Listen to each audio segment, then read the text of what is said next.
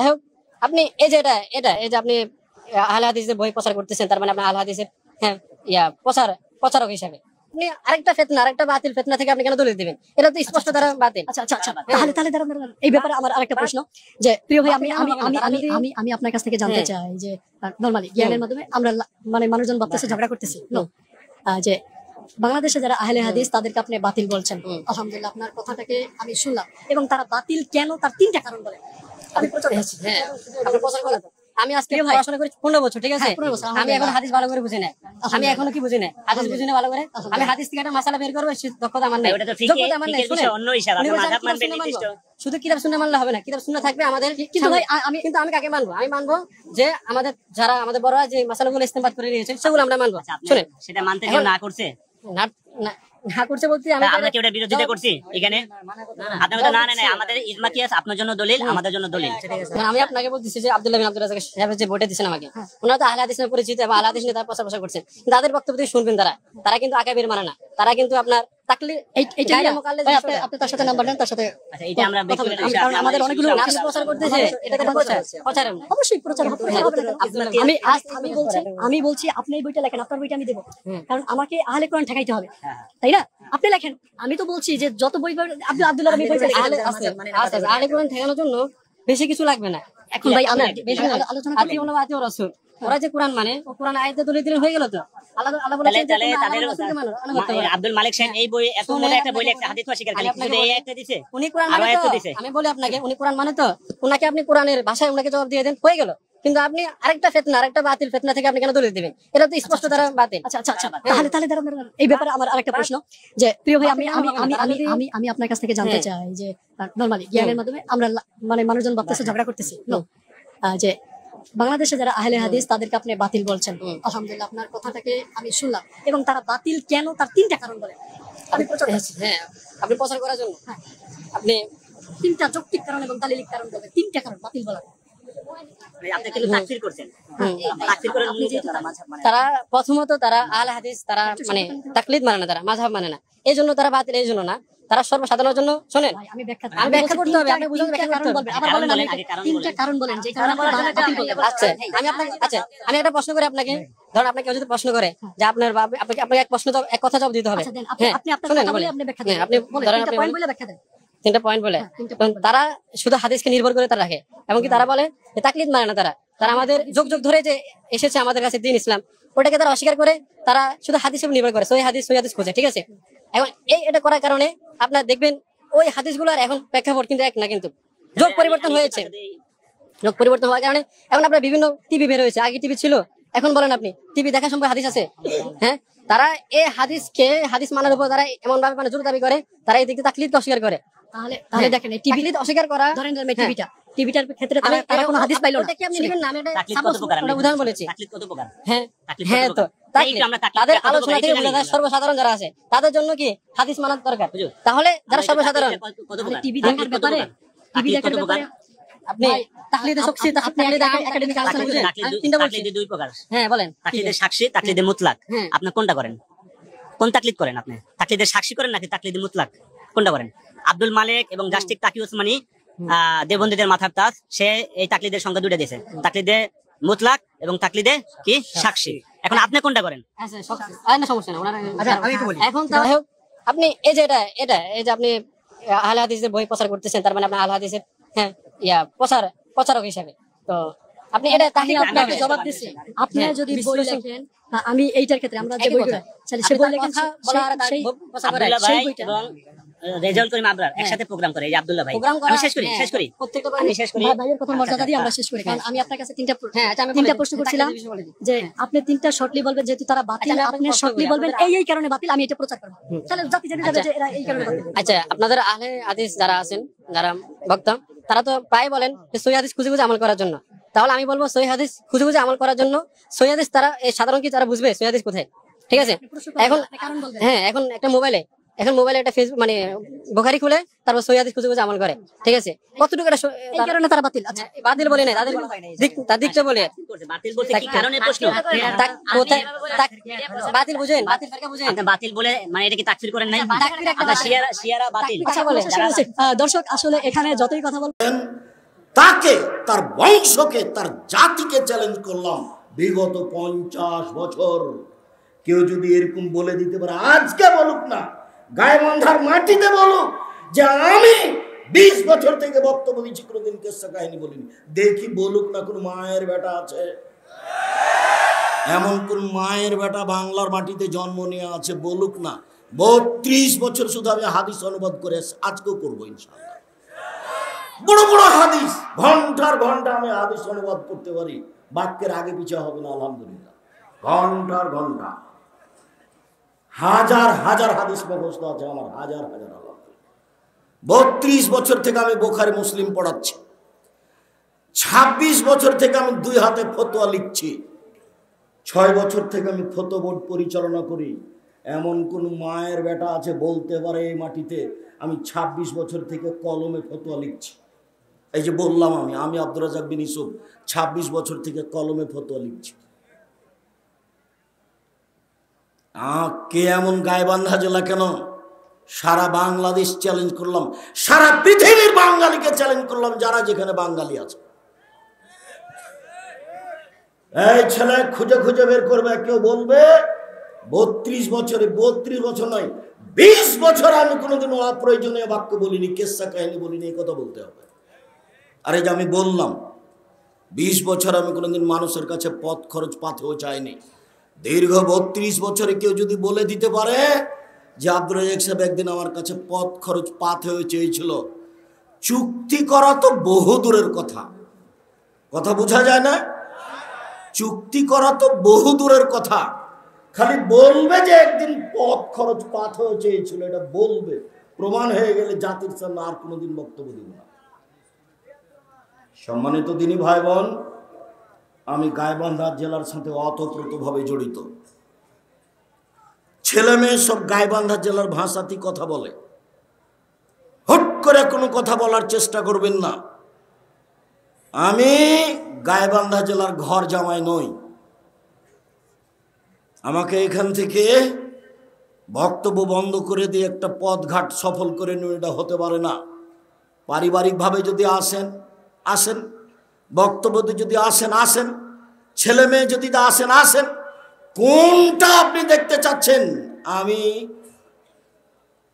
সাদ করে বলিনি কথা, দুঃখ করে বলছি কথা।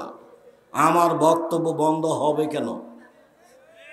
কেন হবে? তার কারণ কি? ওসি, ডিসি, এমপি, মন্ত্রী, আজ থেকে বক্তব্য আমার নেটে আছে, 32 বছরের সব বক্তব্য বন্ধ নেটে আছে। যদি ওসি, ডিসি, এমপি, মন্ত্রী যদি প্রমাণ করতে পারেন যে আব্দুর রাজ্জাক সাহেব এই বাক্যটা সরকার বিরোধী, সেদিন থেকে আর জাতির সামনে দাঁড়াবো না, ঘরে ঢুকলাম। পারিবারিকভাবে যদি আসেন আসেন। আমার বড় ছেলে আব্দুল্লাহ দেশে পড়াশোনা করার পরে, জামিয়া আপনার দারুল উলুম দেওবন্দে পড়াশোনা করার পরে, মদিনায় পড়াশোনা করার পরে লন্ডনে গেছে ব্যাংকিং ব্যবস্থাপনা শিখতে। ব্যাংকের কি জিনিস এটা, কি জিনিস এটা। আব্দুর রহমান এ দেশে পড়াশোনা করার পরে, ইন্ডিয়ায় পড়াশোনা করার পরে, আব্দুল আজিজ জিদ্দা সৌদি বিশ্ববিদ্যালয়ে পড়াশোনা করে। তারপরেরটা আব্দুর রহিম এ দেশে পড়াশোনা করার পরে, ইন্ডিয়ায় পড়াশোনা করার পরে মিশর আজহার বিশ্ববিদ্যালয়ে পড়াশোনা করে। তারপরেরটা 3 ভাইয়ের পরেরটা মেয়ে মারিয়াম এদেশে পড়াশোনা করার পরে কিং সৌদ মালিক রিয়াদ বিশ্ববিদ্যালয়ে পড়ে সৌদি আরবে।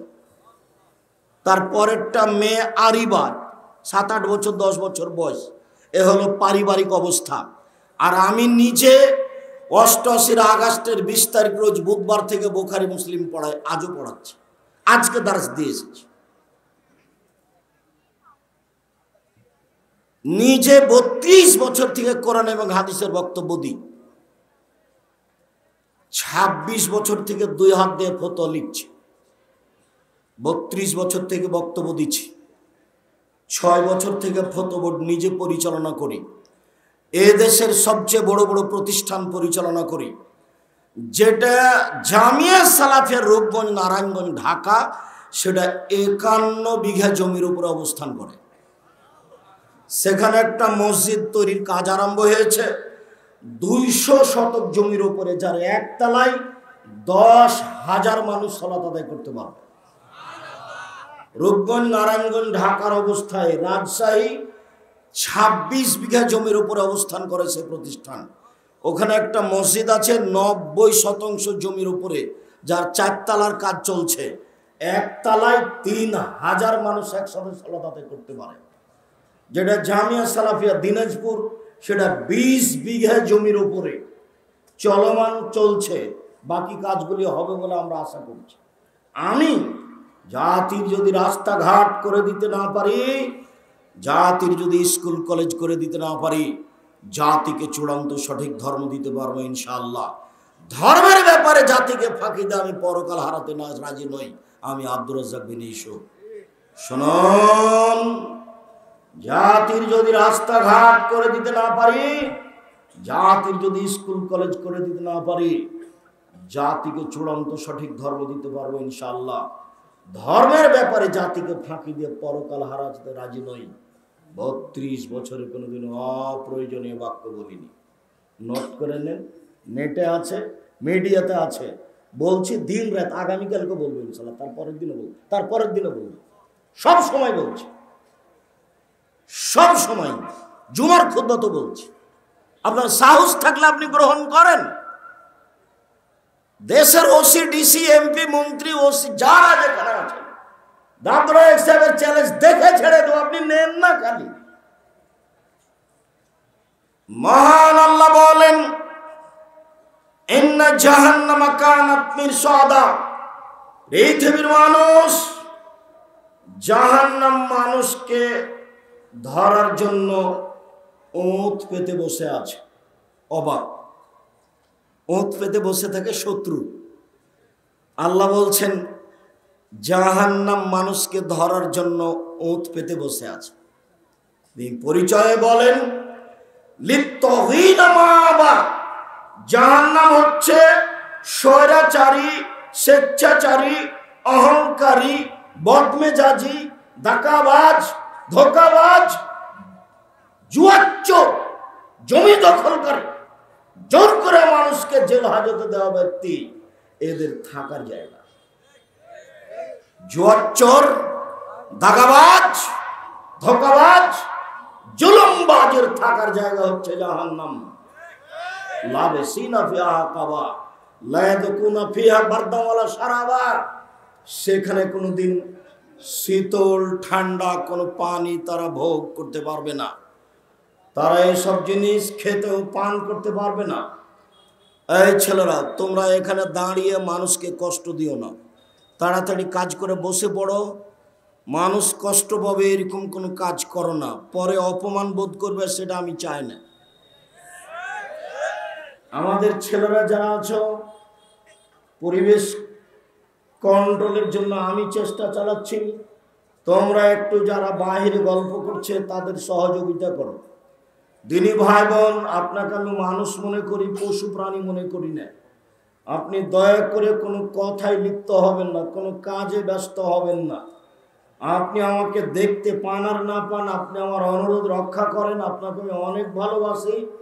আপনি কথাকে মূল্যায়ন করেন, আপনার কিছু না কিছু উপকার করবই করবো ইনশাআল্লাহ। আর আপনি মনে করেন না যে আব্দুর রাজ্জাক বিন ইউসুফ এসেছেন ইউসুফ জুলাইখার কাহিনী বলবেন, আমরা বাদাম খাবার বক্তব্য শুনবো, এরকম নোংরা আচরণ দেখাবেন না। আমার জীবনে আমি কোনোদিন কেসা কাহিনী বলিনি, আজ বলবো মানে জীবনে কোনোদিন বলিনি। মহান আল্লাহ বলেন, ফাআম্মা মান খাফফাত মাওয়াজিনুহু। বিচারের মাঠে যার নেকি ও পাপ ওজন হবে, নেকির পাল্লা হালকা হবে, তার থাকার জায়গা হবে অতীব গভীর গহ্বর হাবিয়া। অমাদ্রাকা মাহিয়া। মুহাম্মদ সাল্লাল্লাহু আলাইহি ওয়াসাল্লাম, আপনি কি বলতে পারেন হাবিয়া নামক জাহান্নামের পরিচয়? আপনার কি জানা আছে হাবিয়া নামক জাহান্নামটি কি? আমি বলি নারুন হামিয়া। জাহান্নাম হচ্ছে জ্বলন্ত উত্তপ্ত আগুনের নাম। জাহান্নাম বলতে জ্বলন্ত উত্তপ্ত আগুনকে বুঝায়, এই কথা আল্লাহ বলেন জাহান্নামের পরিচয়। মহান আল্লাহ বলেন কাল্লা লায়ুমবাদান্না ফিল হুতামা, অবশ্যই অবশ্যই তাকে চূর্ণ বিচূর্ণকারী হোতামা নামক জাহান্নামে নিক্ষেপ করা হবে। ওমা আদরাকা মাল হোতামা, মুহাম্মদ সাল্লাল্লাহু আলাইহি সাল্লাম আপনি কি বলতে পারেন হোতামা নামক জাহান্নামটি কি? আপনার কি তার পরিচয় জানা আছে? আমি বলি নারুল্লাহিল মুকাদা, তা হচ্ছে জ্বলন্ত উত্তপ্ত আগুন। আগে যা বলা হলো এখনো তাই, তা হচ্ছে জ্বলন্ত উত্তপ্ত আগুন। জাহান্নাম বলতে এক টুকরা আগুনকে বোঝানো হয়। মহান আল্লাহ বলেন উজুহুন ইয়াওমাইদিন খাশিয়া, সেই দিন বিচারের মাঠে কতগুলি মানুষ হবে ভীত সন্ত্রস্ত, খুব ভয়ে থাকবে। আমিলাতুন নাসিবা, খুব ক্লান্ত পরিশ্রান্ত হবে। তাসলা নারান হামিয়া, তারা জ্বলন্ত উত্তপ্ত আগুনের ভিতরে প্রবেশ করবে। এ দেখেন, আগুন বলতে জাহান্নাম বলতে জ্বলন্ত উত্তপ্ত আগুন। তাসলা নারান হামিয়া তুসকা মিন আইনিন আনিয়া, তাদেরকে যেটা পান করতে দেওয়া হবে সেটাও হবে জ্বলন্ত উত্তপ্ত ফুটন্ত পানি। তাদের শুধুমাত্র কাঁটাযুক্ত খাদ্য ছাড়া আর কোনো খাদ্য সেখানে থাকবে না। জাহান্নামের পরিচয় দিচ্ছিলাম। মহান আল্লাহ বলেন, এই ছেলে, অবাক কথা,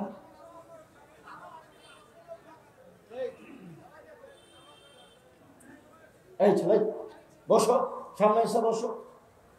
মানুষ অসুবিধা বোধ করছে, আর দাঁড়িয়ে কি দেখাতে চাচ্ছ? আমি ভোট চাইতে এসেছি? আমি কেউ নির্বাচন করতে এসেছি?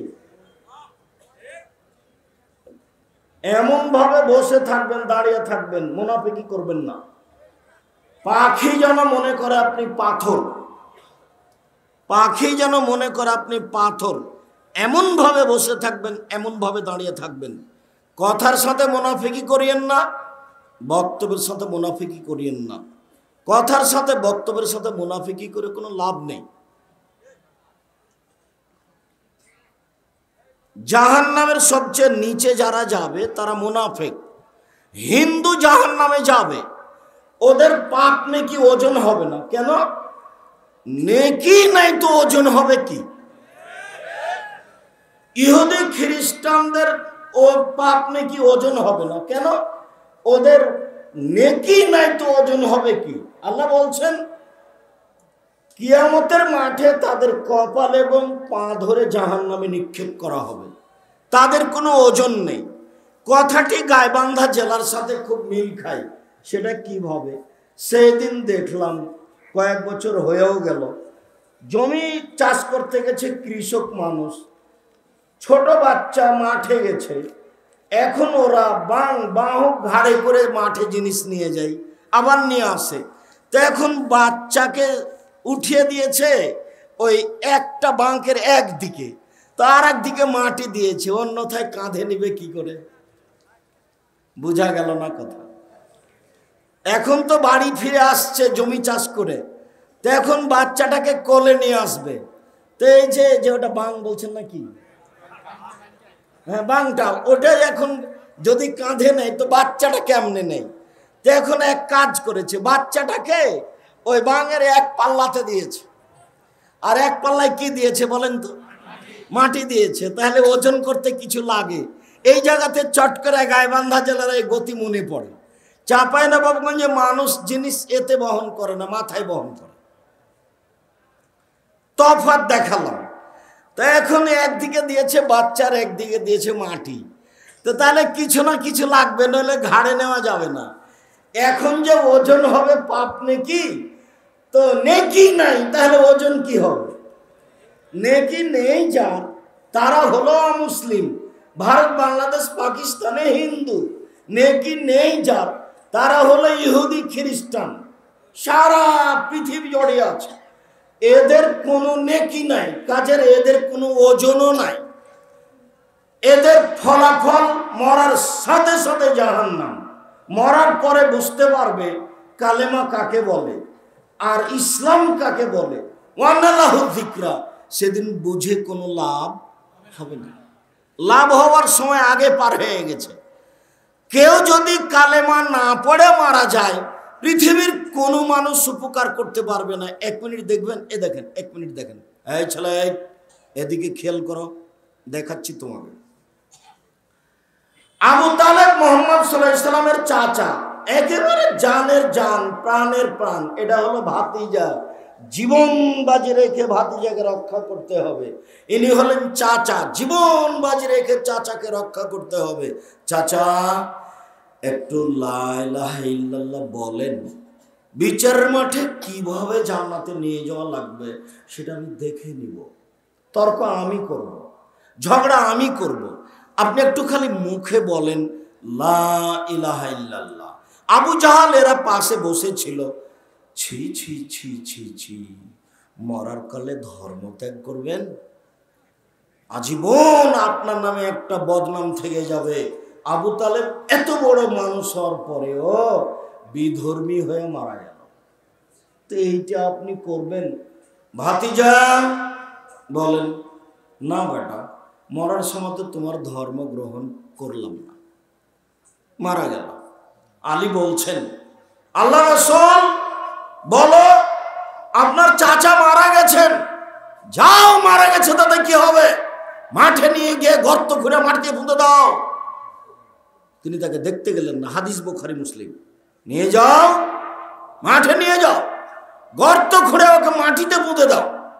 হিন্দুকে শ্মশান ঘাটে ফেলতে হবে না, তাকেও মাটিতে পুঁতে দিতে হবে। হাদিস বুখারী মুসলিম। তার মানে কি বলতে চাইলাম, লা ইলাহা ইল্লাল্লাহ না বললে কোনো কিছু করার পথ নেই। ঠিক এই জিনিস দেখেন তো, ওই একটু নাগালের বাইরে একটা জিনিস আছে, ইদারাই বা বাইরে বা উপর থেকে আপনি নামাবেন, একটু লাভ দিয়ে দিলেন, আরেকটু না, হচ্ছে না, তার মানে নাগালের বাইরে। মুহাম্মদ সাল্লাল্লাহু আলাইহি সাল্লাম তার চাচাকে কোথায় পাইলেন? নাগালের বাইরে, কোনো পথ করতে পারলেন না। আরেক মিনিট, আমি ভুল বলিনি, তোমার হুজুর মিথ্যা কথা বলেছেন, আমি সত্য বলেছি, এদিকে খেয়াল করো। আবু হুরায়রা রাদিয়াল্লাহু তাআলা আনহু বলেন, যারা রাসূলুল্লাহ সাল্লাল্লাহু আলাইহি সাল্লাম উমরা কাবরা উম্মিহি, আল্লাহর নবী তার মায়ের কবর জিয়ারত করতে গেলেন। ফাবাকা, কবরের পাশে গিয়ে খুব কাঁদলেন। ও আবকামান হাওলাহু, আশেপাশে যারা ছিল তারাও খুব কাঁদলো। তারপর আল্লাহ রাসূল নিজে বলছেন, পৃথিবীর মানুষ শুনে রেখো, ইন্নী ইস্তাযানতু রাব্বি আন আস্তাগফিরা লিউম্মি, আমি আমার প্রতিপালকের কাছে অনুমতি চাইলাম, আল্লাহ আমার মায়ের ক্ষমার জন্য একটু অনুমতি দেন না, আমাকে একটু অনুমতি দেন, আমার মায়ের ব্যাপারে আপনাকে বলি, মাফ করে দেন, এই কথাটা বলি, একটু মাফ করে দেন আমার মাকে, এই কথাটা বলি, এইটা বলার অনুমতি দেন। সালাম ইউদানলি, আমাকে অনুমতি দেওয়া হলো না। ক্ষমা হবে কিনা পরে, ক্ষমা চাওয়ার অনুমতি চেয়েছিলেন পৃথিবীর সবচেয়ে দামি মানুষ। এত বড় দামি মানুষ আল্লাহ পৃথিবীতে কাউকে সৃষ্টি করেনি। বিচারের মাঠে যা বলবেন তাই হবে। জান্নাতের গেটে বড় অক্ষরে লেখা আছে, যিনি সর্বপ্রথমে জান্নাতে প্রবেশ করবেন তিনি হলেন মুহাম্মদ সাল্লাল্লাহু আলাইহি সাল্লাম। খালি একটু বললেন যে আমার মায়ের ক্ষমার ব্যাপারে একটু অনুমতি দেন না, ক্ষমা চাওয়ার অনুমতি, ক্ষমা করেন এই কথা নয়। না, আমি মনে হয় বুঝাতে পারিনি। ক্ষমা চাওয়ার অনুমতি, ক্ষমা হবে কিনা সেটা পরের কথা। ক্ষমা চাওয়ার অনুমতি চাইলেন, ফালাম ইউদানলি, আমাকে অনুমতি দেওয়া হলো না। তাহলে মুহাম্মদ সাল্লাল্লাহু আলাইহি সাল্লাম তার মার ক্ষমা চাওয়ার অনুমতি পাননি, আর তুমি চট করে বলে দিলে যে মুহাম্মদ সাল্লাল্লাহু আলাইহি সাল্লামের বাপ মা জান্নাতে যাবে। জান্নাতে যাবে কোন পথ দিয়ে গো? লা ইলাহা তো নাই। চাচা তো তার চেয়ে অনেক দামি, অনেক উপকারী। সব সময় আপনাকে আমি কি দিয়ে বুঝাই, চাচা সব সময় ভাতিজাকে এভাবে করে রেখেছেন ঢেকে, সূর্য ছাড়া লাগে না যেন, মানুষ কিছু বলতে পারে না যেন, কেউ যেন গালি না দেয়, কেউ যেন না মারে। এটা কে করেছেন বলেন তো? আবু তালেব চাচা জাতির সবার কাছ থেকে ঢেকে রাখার চেষ্টা করেছেন। শেষ পর্যন্ত ভাতিজা চাচাকে রক্ষা করতে পারলেন না। যখন মারা গেলেন তখন ভাই যাও মাঠে নিয়ে যাও, গর্ত করে মাটিতে পুঁতে দাও। দেখতেও যাননি, দেখতেও যান। ইনি মোহাম্মদ সাল্লাল্লাহু আলাইহি সাল্লাম। নকল করছি তা তার চাচার কথা। হাদিস বুখারী মুসলিম। হাদিস বুখারী মুসলিম মানে আম গাছে জাম ধরতে পারে ধরে না, অমাবস্যা রাতে চাঁদ উঠতে পারে উঠে না, শোয়ের ছিদ্র দিয়ে লাঙ্গলের ফা ঢুকতে পারে ঢোকে না, শোয়ের ছিদ্র দিয়ে লাঙ্গলের ফা ঢুকে যেতে পারে, আম গাছে জাম ধরে যেতে পারে, অমাবস্যা রাতে চাঁদ উঠে যেতে পারে, এগুলো ঘটে যেতে পারে। আমি যা বললাম এতে সন্দেহ আছে বলে কিয়ামত পর্যন্ত চেষ্টা করলে সরিষা ঢোকানো যাবে না। তার নাম বুখারী মুসলিম। শুনুন, মায়ের ক্ষমা চাওয়ার অনুমতি পাননি, ক্ষমা হওয়া না হওয়া পরে। হাদিস মুসলিম। চাচাকে মাটিতে পুঁতে দিতে বললেন, দেখতে যাননি। হাদিস বুখারী মুসলিম, মনে রাখবেন। কোথা থেকে কথা আসলো? বক্তব্যের সাথে মুনাফিকি করবেন না, অনুরোধের সাথে মুনাফিকি করবেন না। আমাকে দেখতে পান আর না পান, আমিও খুব ব্যস্ত, অনেক পথ যাব ইনশাআল্লাহ। আপনাকে আমি দীর্ঘ সময় কষ্ট দিব না। অল্প সময়ের মধ্যে আপনি কোনো জায়গাতে গল্পে লিপ্ত হয়েন না। এই মেয়ে, কথা বলছো কেন? তুমি মেয়ে মানুষ, কথা বলো কেন? শরম পাও না তুমি? আপনি একজন মহিলা মানুষ, সেখানে এসে গল্প করছেন কেন? আপনার লজ্জা হয় না কেন? বক্তব্য শুনতে এসেছেন, এটা কি বাড়ি? এটি কি আপনার স্বামীর বাড়ি? আপনার লজ্জা হয় না কেন? আপনার শরম হয় না কেন? আপনার হায়া হয় না কেন? আপনি একটা দিনই বৈঠকে এসে কেমনে আপনি গল্প করেন? আমি বুঝি আপনার স্বামী কাপুরুষ, আপনার স্বামী একটা ঘৃণিত পুরুষ, আপনার স্বামী কাপুরুষ, তারই ফাঁকা আপনি কথা বলছেন। স্বামী যদি সত্যি স্বামী হতো তাহলে আপনি এভাবে গল্প করতে পারতেন না। স্বামী কাকে বলে জানেন? চোখ যেভাবে ঘুরে বউ সেভাবে চলে, তার নাম ক্ষমতা। চোখ যেভাবে ঘুরে বউ সেভাবে চলে, তার নাম ক্ষমতা। স্বামী হলে 5টা জিনিস লাগে। এক, আতে মামা তায়েমতা, যে মানের খাও বউকে সে মানের খাওয়াবা। 2, ফাকসু হামাত্তা সাইতা, যে মানের কাপড় পরো বউকে সে মানের পরাবা। 3, অলা তুকাব্বে, বউকে কটু কথা বলো না। 4, অলা তাজের বলা লজে, বউয়ের মুখের উপরে মারো না, মারা যদি লাগে মুখের উপরে মারো না। 5, অলা তাত্র খাইল্লা ফিল বাইতে, বউকে নিজের বাড়ি ছাড়া কোথাও যেতে দিও না। মায়ের বাড়ি যেতে পারে না, খালার বাড়ি যেতে পারে না, ফুফুর বাড়ি যেতে পারে না, জরুরি দুর্ঘটনা ছাড়া বাড়ি ত্যাগ করতে পারে না। বিবাহের বাড়ি তো বহু দূরের কথা, বাজারের তো কোনো প্রশ্নই আসে না। আপনি বাজারে গেছেন কেন? আপনার স্বামী মরেছে, আপনার ছেলে নেই, দেবর মরেছে, ভাসুর মরেছে, শ্বশুর মরেছে, বাপ মরেছে, সবাই চলে গেছে। আপনি বাজারে গেলেন কেন? কোন শরমে গেলেন? কোন হায়াতে গেলেন? কোন লজ্জায় গেলেন? সারাদিন পুরুষ মানুষের ধাক্কা খান আর তাহাজ্জুদ পড়ে দেখেন যে আমি ভালো মহিলা। আপনার শরম হয় না? আপনার হায়া হয় না? আপনার লজ্জা হয় না? আপনার শরম হয় না? হযরতুন নার বিশ্বহওয়াত, মনের ইচ্ছা দ্বারা জাহান্নাম ঘেরা আছে। মন মতো চলে যে জাহান্নামে যাবে সে। যেসব নারী বাজারে ঘুরে এরাই মন মতো চলে। মাথায় কাপড় দেয় না যে, মন মতো চলে সে। ছোট ব্লাউজ পরে যে, মন মতো চলে সে। হাটে বাজারে ঘুরে যে, মন মতো চলে সে। মন মতো চলে যে জাহান্নামে যাবে সে। সুদ ঘুষ খায় যে, মন মতো চলে সে। দোকানে বসে আড্ডা পিটে যে, মন মতো চলে সে। মন মতো চলে যে জাহান্নামে যাবে সে। দাড়ি চাঁচে যে, মন মতো চলে সে। টাকনো নিচে প্যান্ট পরে যে, মন মতো চলে সে। দোকানে আড্ডা পিটে যে, মন মতো চলে সে। জোর করে জমি দখল করে যে, মন মতো চলে সে। দলীয় ক্ষমতা দেখায় যে, মন মতো চলে সে। দাঙ্গাবাজি করে যে, মন মতো চলে সে। জুলুম বাড়ছে, মন মতো চলে সে। মন মতো চলে যে জাহান্নামে যাবে সে। হযরতুন নার বিশ্বহওয়াত, জাহান্নাম ঘেরা আছে মনের ইচ্ছা দিয়ে। হুজবাতিল জান্নাতুল মাকারিহ, নিয়ম নীতি কষ্ট ক্লেশ ত্যাগ তিতিক্ষা অনেক কিছু দিয়ে জান্নাত ঘেরা আছে। সম্মানিত দিনী ভাই বোন, সংক্ষিপ্ত আজকের মতো জাহান্নামের পরিচয়ের শেষের দিকে চলে আসলাম। মহান আল্লাহ বলেন, জাহান্নাম সাকার, সাকার এমন একটি জাহান্নাম, লা তুবকি ওয়ালা তাদার, যেখানে মানুষকে ছাড়বেও না, যেখানে মানুষকে মারবেও না। জাহান্নাম মানে মানুষ মরবেও না, জাহান্নাম মানে মানুষ বাঁচবেও না। লা ইয়ামুতু ফিহা ওয়ালা ইয়াহইয়া, জাহান্নামে মানুষ মরবে না, জাহান্নামে মানুষ বাঁচবে না। ওয়া ইয়াতিহিল মাউতু মিন কুল্লি মাকানিন ওয়া মা হুয়া বিমাইয়্যিত, জাহান্নামে মরণ মানুষকে চতুর্দিক থেকে ঘিরে ধরবে, কিন্তু মানুষ জাহান্নামে মরবে না। এর নাম জাহান্নাম। একটু রাসূল সাল্লাল্লাহু আলাইহি সাল্লাম বলেন,